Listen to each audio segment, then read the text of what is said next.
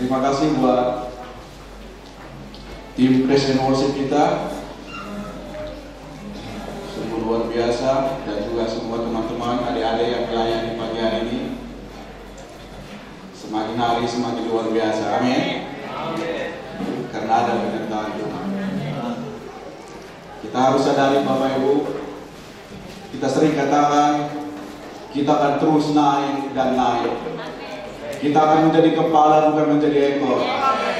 Itu bisa terjadi kalau engkau disertai oleh Tuhan. Kalau dengan kekuatan kita capek Kristen pukul drum itu, saudaraku.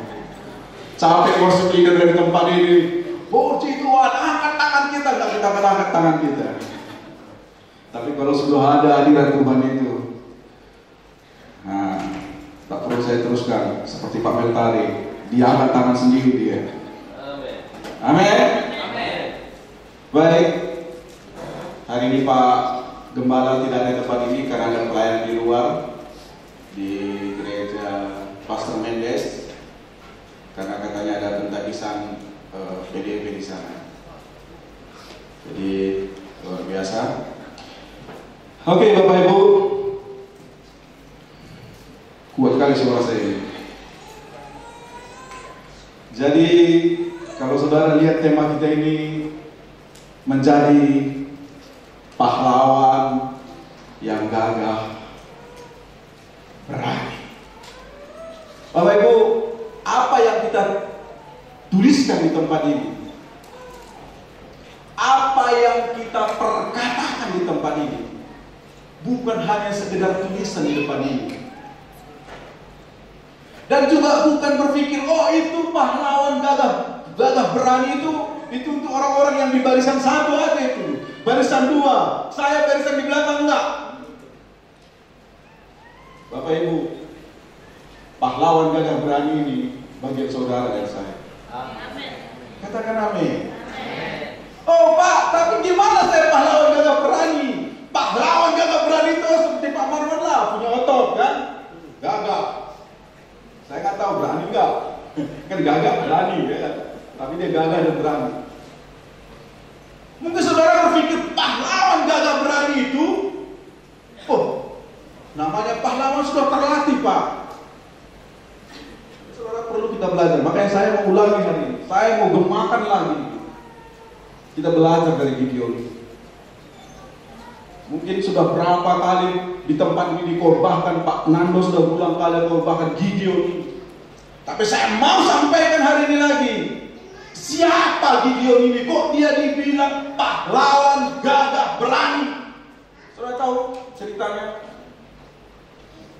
Anak remaja tahu dari mana Gideon berasal? Gideon berasal dari mana? Kerjaan dia Pak, mengirit gandum. Saudara tahu ngirit gandum? Mungkin zaman kita dulu nggak ada gandum lah, dan hari ini juga mungkin nggak ada gandum. Padi ada kan? Tahu saudara, kalau kita di kampung, saya masih di kampung itu, ambil padi di sawah, mas-mas namanya, saya nggak tahu bahasa Bataknya atau bahasa Indonesianya apa. Hah? Nah itulah dia. Itu pesan si Gideon ini. Dan kalau ada pasukan Midian datang, nanti saudara bisa cari Hakim 6. Ini Hakim 6 ini. Kalau ada musuh, mereka lari ke gua-gua, sembunyi mereka. Ini saya mau jelas balik kepada saudara. Gideon dipanggil dari situ. Tapi kok Tuhan panggil dia pahlawan gagah berani. Saudara, kita nggak ada yang lari hari ini kan? Nggak ada yang tugas kita, kerjaan kita mengiring padi. Kita ini sudah layak dibilang pahlawan gagah berani. Amin. Jangan takut. Gideon dipanggil dari apa? Pengiring gandum. Kita akan bahas. Kita buka kitab kita. Jadi saya mau saudara juga menjadi pahlawan-pahlawan yang gagah berani, pahlawan-pahlawan yang berani menerobos, berani mengatakan bahwa aku adalah pahlawannya Kristus.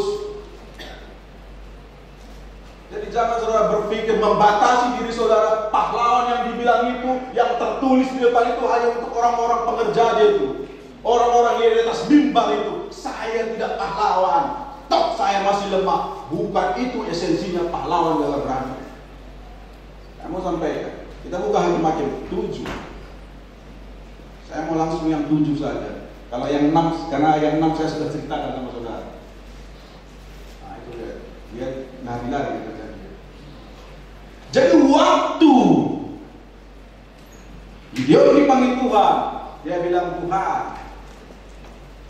janganlah aku. Itu yang 6 itu. Aku paling muda di kaumku. Aku ini lemah. Kasih dulu tanda-tanda Tuhan. Kalau saudara baca di kisah Hakim-Hakim 6 itu, ada beberapa tanda-tanda yang Tuhan kasih kepada Gideon. Mengatakan bahwa dia adalah pahlawan berperang dan ada penyertaan Tuhan bersama dengan dia. Akhirnya masuk ke Hakim-Hakim 7. Karena ada perintah dari Tuhan supaya mereka pergi menyerbu orang Midian, musuh mereka. Oke, ini kita mulai dari sini. Adapun Yerub-Baal, itulah Gideon. Oke, karena ada perintah tadi dikatakan begini. Bangun pagi-pagi dengan segala rakyat yang bersama-sama dengan dia, lalu mereka berkemah dekat mata air Harod. Perkemahan orang Midian itu adalah di sebelah utara dekat bukit More di lembah. Next. Ini firman Tuhan. Lalu berfirmanlah Tuhan kepada Gideon. Jadi karena dibilang dia menyerang, disiapkan Tuhan untuk menyerbu orang Midian, disiapkanlah pasukan. Dikumpulkan Gideonlah pasukan dari rakyatnya, terkumpullah 30.000 orang. Pasukan yang sudah disiapkan ini, memang di sini dibilang rakyat, tapi ini adalah rakyat ini artinya pasukan yang sudah dipilih, orang yang terbaik dari bangsa itu sudah dipilih Gideon. Inilah dia. Apa kata Tuhan? Terlalu banyak rakyat bersama dengan engkau itu daripada yang kuhendaki untuk menyerahkan orang Midian ke dalam tangan mereka. Jangan-jangan orang Israel memegah-megahkan diri terhadap aku sambil berkata, tanganku sendirilah yang menyelamatkan aku. Saudara tahu berapa banyak sih orang Midian ini? Coba Hakim-Hakim 7:12 supaya saudara nangkap poinnya ya. Saya harap kita nanti bisa masuk. Berapa orang Midian ini? Oke, sama-sama kita baca 1, 2, 3 ya. Ada pun orang Midian dan orang Amalek dan semua orang dari segala timur itu berperang seperti lawannya, dan rumah mereka tidak itu seperti pasir di tepi lautnya. Oke, ini orang Midian ya. Biar kita dapat poin. Balik ke tadi. Yang kedua tadi. Yang dihadapi tadi berapa? Seperti pasir banyaknya, seperti belalang banyaknya. Datang mereka dengan 30.000 orang, saya bilang tadi. Apa kata Tuhan? Terlalu banyak itu bro, katanya. Lalu Tuhan kasih ujian. Ayat 3. Gampang ujian Tuhan. Gini kau katakan, kata Tuhan kepada Gideon. Siapa yang takut dan gentar, suruh pulang. Tak banyak kok Tuhan minta. Tuhan hanya berkata gini, bilang sama mereka, siapa yang takut, suruh pulang saja. Saudara tahu? Oh hilang. Bisa tampilkan di sana? Oh di sini. Berapa yang pulang? Lalu pulanglah 20. Berapa? 22.000 orang dari raya itu dan tinggal 10.000 orang. Ujiannya apa Bapak Ibu? Siapa yang takut? Pulang.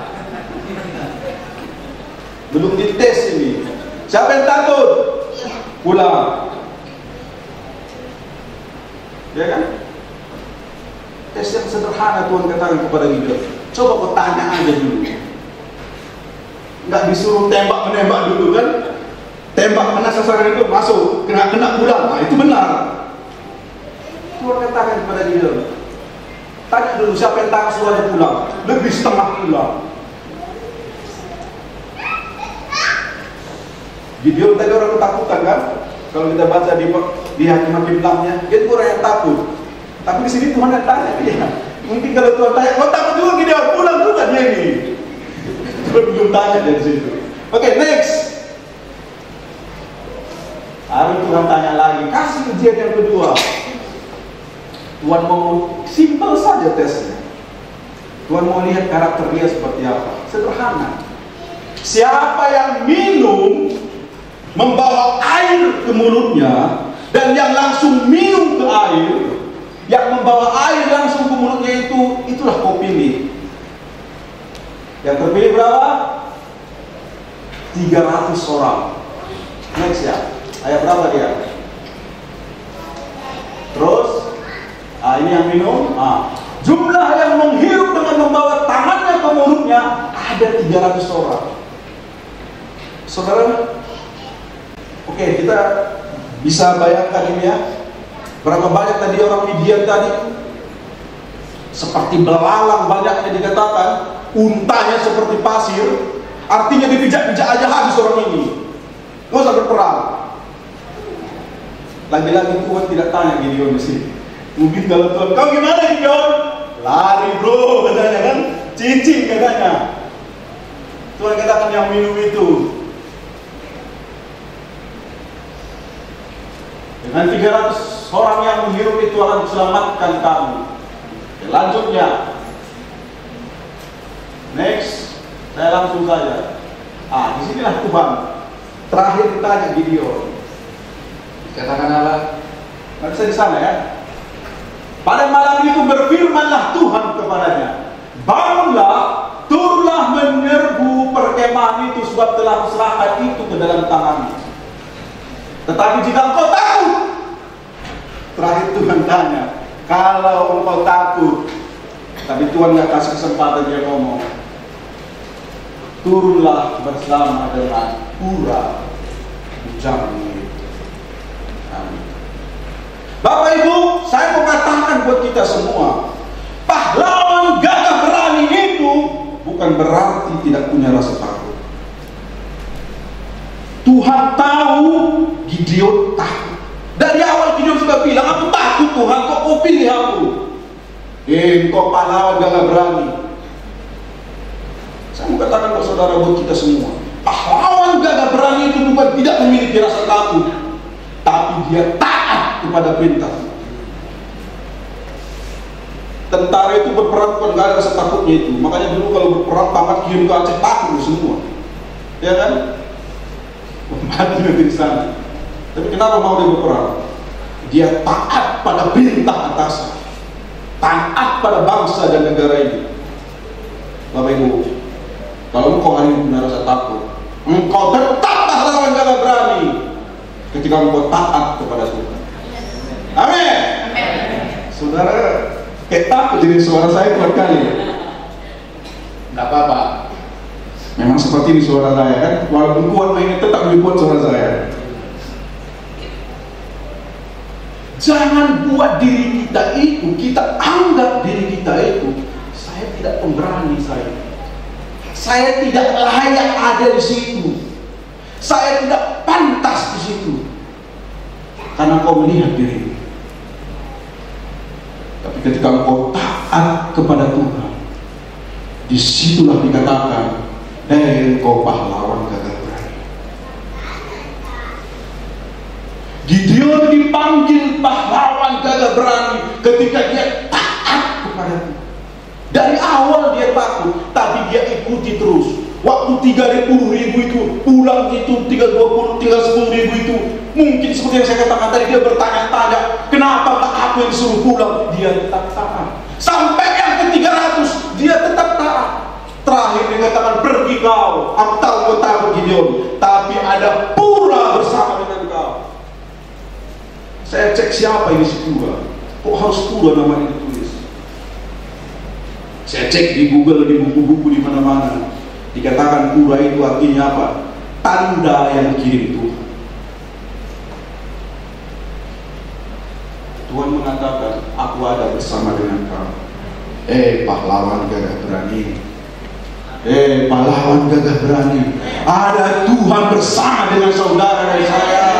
Jangan takut. Tetap takut, Pak. Taat. Apa kata Tuhan?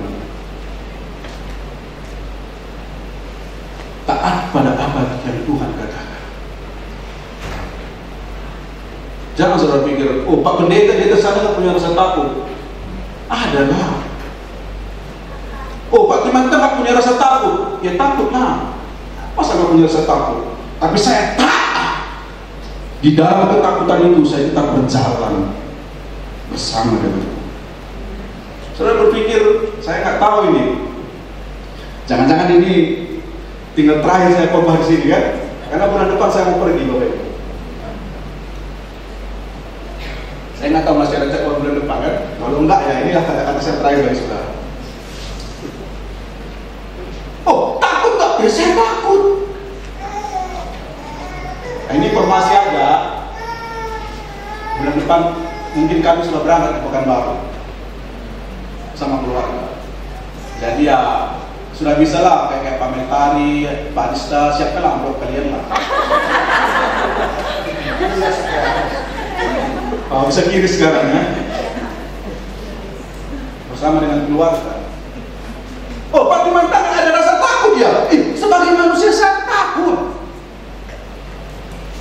Tapi saya tahu Tuhan ada bersama. Amin. God willing, not my willing. Kalau sudah kehendak Tuhan, jalan saja. Oh, kalau saudara bilang, apa kata Tuhan Yesus waktu dia mau disalib di Taman Getsemani? Tuhan, kalau bisa jauhkan cawan ini daripada aku, katanya kan? Tapi kehendakmu lah yang jadi. Artinya apa? Ada muncul kedagingan di situ, Bapak Ibu. Yesus pun waktu mau diserahkan ke kayu salib itu muncul kedagingan itu. Kalau bisa jauhkan cawan ini. Apalagi kami kan? Di sini banyak best friend kan?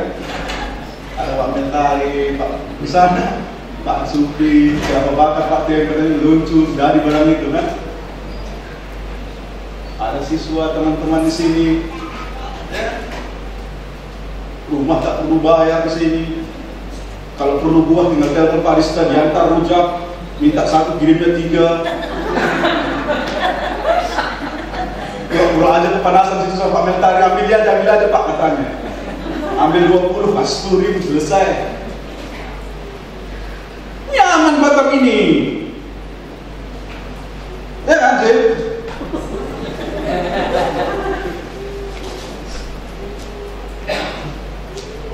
Saya nggak terlalu khawatir tentang anak sekolah karena ada Pak Firman dia sate. Pak Fir, uang sekolah belum dibayar itu Abraham. Aman Pak, udah selesai barang itu kan. Di sana kami tanya, anak kami sudah daftarkan di taman di sekolah Yosudarso. Jadi, Karang Kudus. Jadi saya tanya, istri saya tanya, kalau telah mau sekolah di mana Pak? Bu, oh itu diumumkan di kelas katanya. Itu diumumkan di kelas nanti Bu. Si Anu uang sekolah itu belum dibayar, itu semua dengar katanya. Lebih sadis dia. Bu, Pak, takut ya adalah. Tapi saya taat kepada panggilan Tuhan. Sama kita hari ini. Jangan saudara berpikir aku masih dalam ketakutan, mundur. No, tak ada jalan mundur. Saya sering bilang sama Pak Militari, jangan ada bikin mundur, gigi maju terus. Amin. Kalau bisa rel dibuka. Amin. Ada ketaatan yang terjadi. Kenapa Gideon dipanggil pahlawan gagah berani? Bukan karena ototnya yang besar, tapi dia taat kepada Tuhan. Amin. Amin. Kita belajar dari sini. Amin. Selanjutnya kita belajar dari Daud. Saya mau tidak hanya dari Gideon ini, saya mau kita juga belajar bagaimana Daud diproses Tuhan. Bukan dibuka Samuel, 1 Samuel 22. Ini semua saudara kita sudah sering dengar cerita ini. Tapi saya mau berbagi hari ini tentang bagaimana juga Daud, bagaimana dia taat kepada Tuhan di dalam ketakutannya, di dalam berkat yang dia miliki. Tuhan berikan kepada dia masih taat kepada dia. Oke, saya bacakan di sini. Lalu Daud pergi dari sana dan melarikan diri ke gua Adulam. Oke, kok dia lari ke gua Adulam? Kalau saya mau sampaikan ke saudara, saya mau saudara tahu juga ceritanya. Jadi waktu itu, waktu pulang Daud ini berperang, orang-orang bilang Saul membunuh beribu-ribu, tapi Daud membunuh berlaksa-laksa. Itu kata rakyat di situ, dipuji-pujilah Daud ini. Marahlah si Saul, karena di situ masih dia raja. Kok anak ini pula dipuji-puji rakyat ini semua?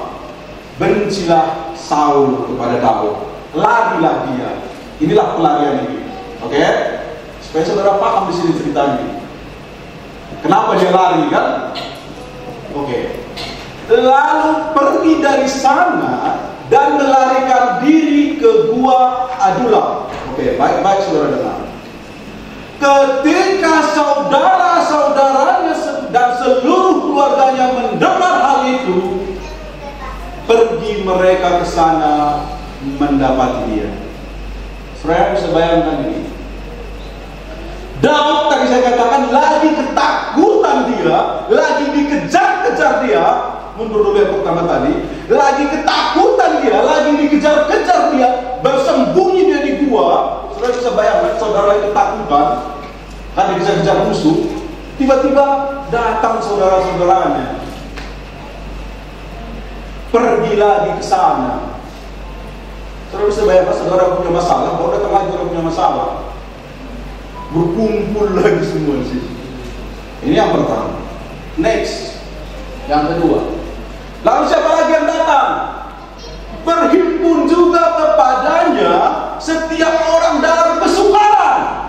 Saudara bisa bayangkan lagi, sudah kumpul di situ orang-orang tadi, saudaranya yang ketakutan, orang kesukaran pun datang juga ke situ.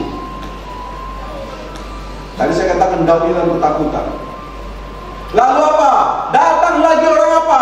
Orang-orang yang dikejar-kejar tukang piutang, ngumpul lagi di situ. Lalu dikatakan siapa? Setiap orang yang sakit hati datang lagi ke situ. Saudara bisa bayangkan ini, saudara dalam masalah, ketakutan, ya kan? Datang lagi orang-orang yang kayak gini. Gimana ya? Saudara punya banyak utang hari ini, baru datang orang minjam uang lagi. Baru datang lagi, baru nangis-nangis lagi orang rumah, aku punya banyak masalah ini aman, kan? Baru datang lagi orang sakit hati, ngomel lagi yang menjelaskan orang sakit hati ini kenapa ini? Mulutnya kan kayak ember, orang sakit hati.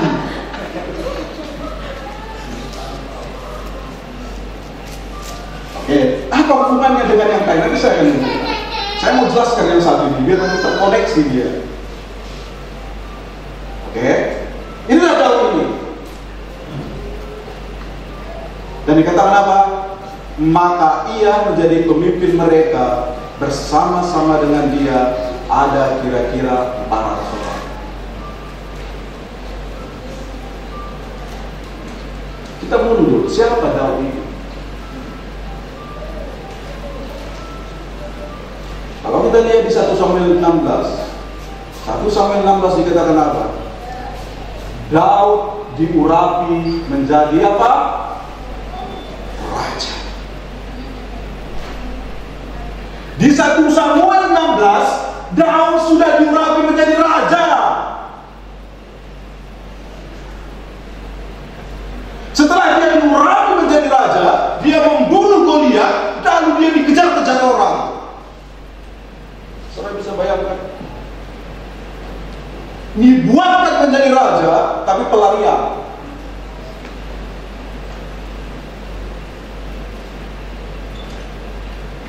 Apa yang Daud katakan? Dia menjadi pemimpin orang yang ada di gua juga. Enggak dikatakan, ya lama, aku pun ketakutan, kok kalian datang kepadaku? Aku banyak masalah, kenapa pula aku jadi singer? Kan mungkin kita bilang gitu kan? Kita sering kayak gitu kan? Alamak, aku jadi WL katanya, aku lagi banyak beban ini. Kok pelayanan pula kata jadi asal minggu depan? Nggak tahu dia dompet pun hilang kemarin, KTP hilang semua, mungkin gereja pun enggak, disuruh jadi asal.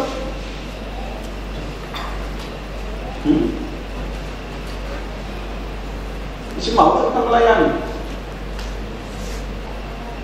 Daud masih memimpin orang-orang yang tidak ada harapan ini, Bapak Ibu. Nggak dikatakannya, bro, pulang kalian semua. Ini saudara-saudaranya datang. Saudara-saudara ini siapa? Orang yang mengejek dia waktu dia kerja dia apa? Waktu dia datang mengantar nasi kepada abang-abangnya itu kan. Ngapain kau kesini Daud? Jaga kambing 2-3 ekor itu. Itu dia kerjaanmu, kok datang pula ke medan perang. Diejek dia pada waktu itu. Hari ini orang yang menghina dia itu mungkin ada masalah juga. Tahu dia si Daud sembunyi, datang pula mereka semua. Saudara kayak gitu gimana? Kemarin saudara udah dihianati, baru datang lagi dia, bro, tolong juga aku bro, katanya. Kau ya, aku banyak masalah, kau pun bermasalah sama aku, pergi kau ke sana. Pelayan kau bilang,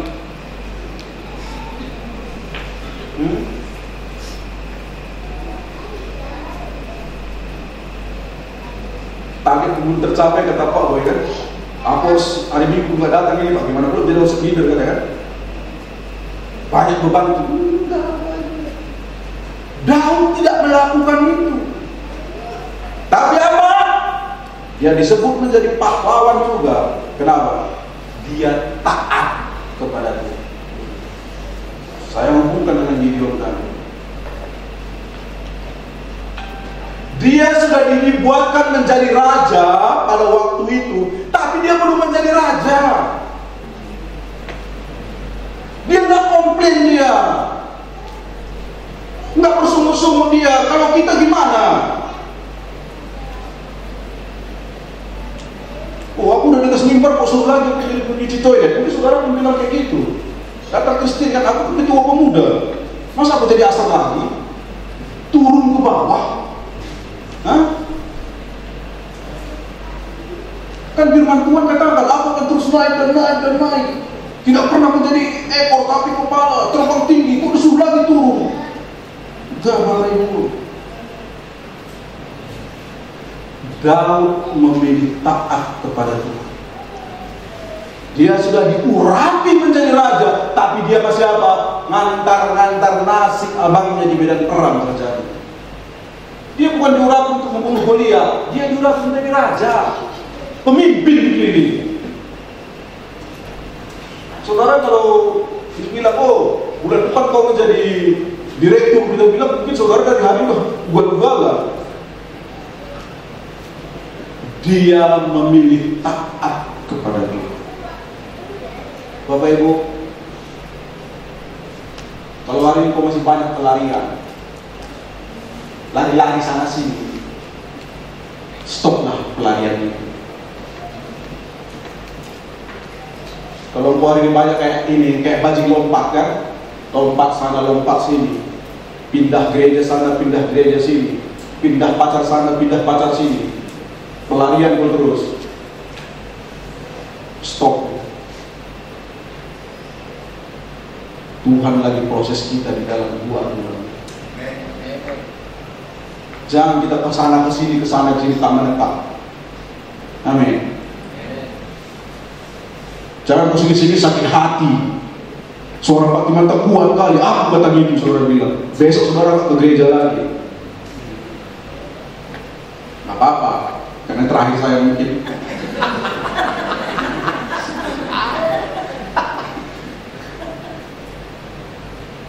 Jangan tinggalkan masalah, kau pergi ke masalah yang lain. Masalah yang sama datang lagi. Jangan sampai oh ini udah masalah, lari aku ke sini, tinggalkan masalah itu. Di sini masalah yang sama muncul lagi kau buat nanti. Terus gimana Pak hadapi masalah ini? Jangan lari sana, lari sini, ganti pacar sana, ganti pacar sini, ada lagi ganteng lagi. Pindah kerja sana, pindah kerja sini, pindah gereja sana, pindah gereja sini. Sana pujian penyembahnya lebih naik, saudara bilang.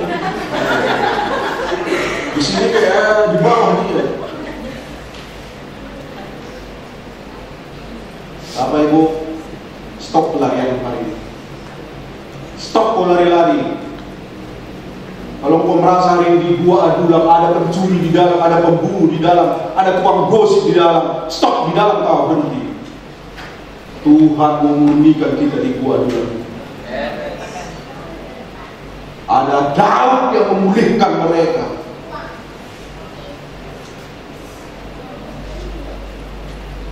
Amin. Ya kan? Kalau saya sakit hati habis dari ini, aku kata bagaimana dibuka. Saya harus sampaikan kebenaran firman Tuhan ini kepada saudara.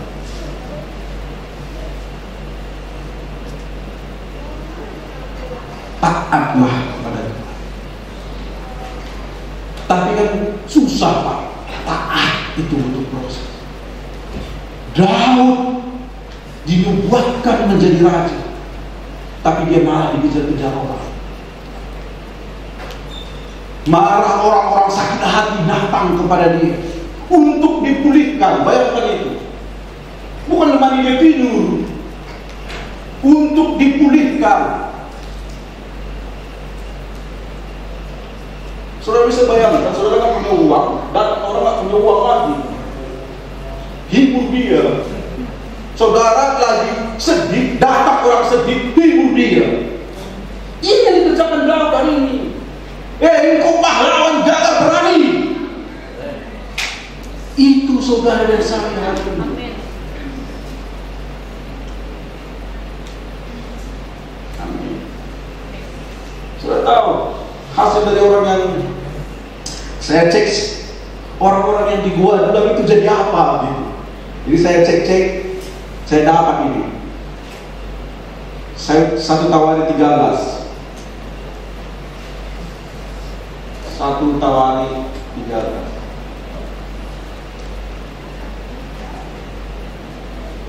Memang sih tidak ini, tapi dikatakan 1 Tawari 13. Daud berunding dengan pemimpin pasukan 1000, pasukan 100, dan dengan semua pemuka. Inilah orang-orang yang ada bersama dengan Daud di gua Adulam itu. Menjadi apa? Pemimpin, menjadi pahlawan gagah berani. Orang yang sakit hati tadi menjadi pahlawan gagah berani ketika dia taat kepada Tuhan. Bapak Ibu, saya dari awal katakan, kalau engkau mau menjadi pahlawan gagah berani, bukan tidak ada rasa takutmu, tapi engkau taat kepada Tuhan. Ada proses yang terjadi dalam hidupmu, tapi yang pasti, kalau Tuhan sudah berjanji, Tuhan tidak akan ingkar. Amin. Daud sudah diurapi menjadi raja. Sebelum dia menjadi raja itu banyak proses yang dia lewati. Tapi dia harus apa? Dia tundukkan dirinya, dia taat kepada Tuhan.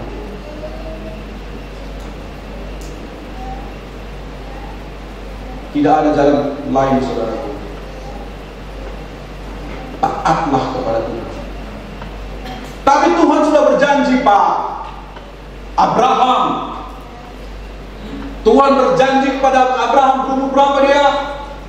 Waktu Abraham menerima janji daripada Tuhan itu waktu dia berumur 76 tahun. Engkau akan memiliki anak seperti pasir di laut banyaknya, seperti bintang di langit banyaknya.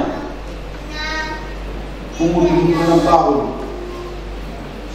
Umur berapa dia dapat Ishak? 100 tahun. Di umur 76 dia terima janji itu. 87 siapa yang datang? Ismail yang datang.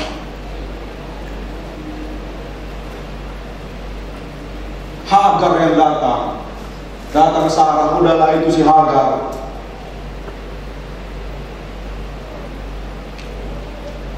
Datanglah cobaan.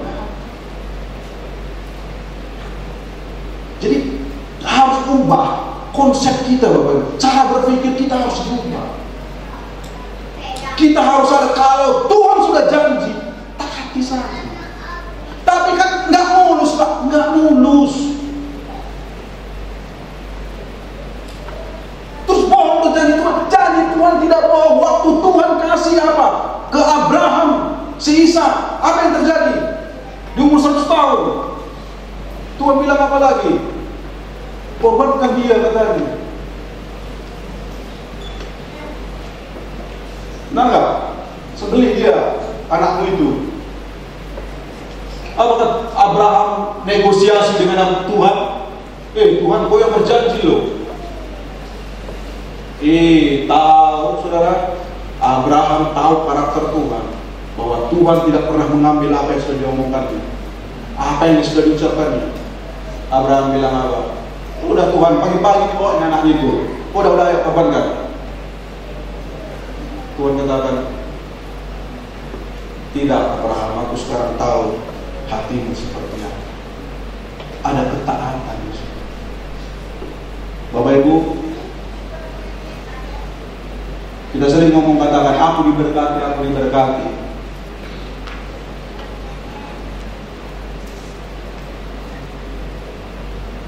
Jangan musuh, jangan bikin berkat itu selalu dengan uang. Kita bisa bernapas hari ini berkat Tuhan. Kita punya suami hari ini berkat Tuhan. Kita punya anak, punya suami hari ini karena berkat Tuhan. Amin. Tapi apa yang Tuhan sudah berkati kita, itu harus apa? Kita harus ada ketaatan. Amin. Saya mau katakan buat kita, Abraham diberkati Tuhan, dia taat. Butuh proses, Bapak Ibu. Kalau kita lihat, kita belajar mundur sedikit tentang Yesus. Jadi waktu itu, saya mau kasih tahu, waktu Yesus selesai dibaptis, apa yang terjadi? Dia dibawa ke padang gurun, ya kan? 40 hari dia puasa, lapar. Setan cobai dia. Oh, baru dibaptis loh. Apa yang diperhadapkan sama dia? Perut, mata, lapar kan Yesus itu. Kalau dia diperhadapkan apa? Ketuhanannya, kau percaya sama Tuhan, jatuhkan dirimu. Yang ketiga diperhadapkan apa? Tahta, kerajaan. Oh, dia baru dibaptis langsung setan bawa dia ke situ. Artinya apa? Kalau engkau taat, apapun yang terjadi, engkau tetap bisa katakan Tuhan itu baik. Amin. Engkau tetap berani katakan, aku adalah pahlawan yang gagah berani. Ada cobaan, Pak, aku pahlawan gagah berani. Aku dalam ketakutan, Pak, taat saja saudara. Tetap katakan, aku adalah pahlawan gagah berani. Daud tetap memposisikan dia adalah pemimpin yang Tuhan sudah pilih. Walaupun hari itu dia di dalam gua itu menjadi pemimpin orang-orang yang tidak terpakai, dia tetap pimpin mereka, dia tetap ajari mereka. Akhirnya apa? Dia semua menjadi apa? Pemimpin pasukan 1000, pasukan 100 dengan semua pemuka. Itulah orang-orang yang bersama dengan Daud itu, menjadi pahlawan yang gagah berani. Amin. Jadi Bapak Ibu, saya mau akhiri di sini. Jangan lihat dirimu, jangan lihat kelemahanmu, oh aku tidak bisa menjadi pahlawan yang gagah berani karena posisiku hari ini tidak baik. Aku hari ini tidak bisa melayani di gereja karena keuanganku kurang baik. Aku hari ini tidak bisa melayani di gereja karena aku lagi sakit hati. Mau apapun itu, taat kepada Tuhan. Disitulah waktunya saudara kita diubahkan. Kalau engkau hari ini engkau ada di gua Adulam itu, ada orang-orang pencemooh di dalam, ada orang punya utang di dalam, bermacam-macam orang di dalam. Taat aja dari situ. Karena orang yang taat pasti Tuhan berkati. Baru saudara akan bisa mengatakan ini semua karena Tuhan. Istri saya ini berkat Tuhan. Anak saya ini berkat Tuhan. Sepeda saya beca ini berkat daripada Tuhan. Kalau enggak, saudara tidak akan bisa mengatakan berkat Tuhan kalau kau tidak taat kepada Tuhan. Makanya itu bukan berkat namanya, kan? Benar nggak? Kalau namanya berkat itu pasti kita bilang dari Tuhan. Kalau dengan kerja keras rezeki kita bilang, kan? Ini hasil kerjaku ini. Ini karena aku lembur, OT, ya, 7-7. Itu karena aplikasi banyak masuk, ya. Ini karena holiday. Bukan.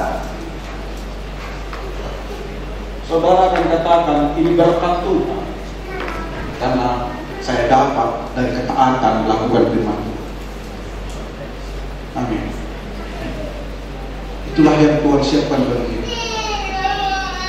Gideon menjadi pahlawan gagah berani, bukan tidak rasa takut. Dia punya rasa takut. Tapi Tuhan kasih pura di situ yang dikatakan apa? Ada Tuhan di situ.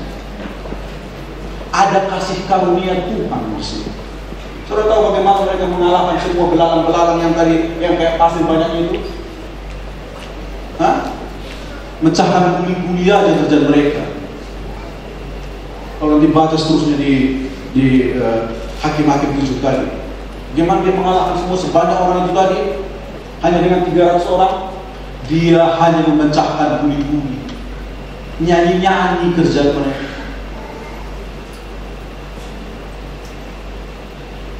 Kalau dengan berperang 300 orang, gimana mengalahkan kayak pasir banyaknya unta mereka katanya? Tak mungkin itu. Tapi ada kasih karunia di situ. Ada penyertaan Tuhan ketika dia taat di dalam ketakutannya. Di dalam ketakutannya dia tetap melangkah bersama Tuhan. Mungkin hanya satu langkah saja. Mungkin dia susah melangkah. Mungkin saudara punya beban pikiran unek-unek banyak sekali di kepala saudara, tapi disuruh pula menjadi singer, nggak apa-apa lah. Ini nggak tergores sedikit kena potong kuku. Aku nggak bisa jadi singer. Aku nggak bisa jadi apa begitulah.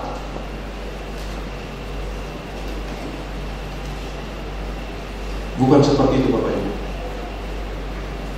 Beban mungkin berat hari ini. Tambah lagi beban orang datang ke rumah saudara. Utang mungkin banyak hari ini. Datang lagi orang punya utang ke rumah saudara. Jangan takut. Tetap taat kepada Tuhan. Tetap ada di gua dua itu, nantikan proses. Amin. Mari kita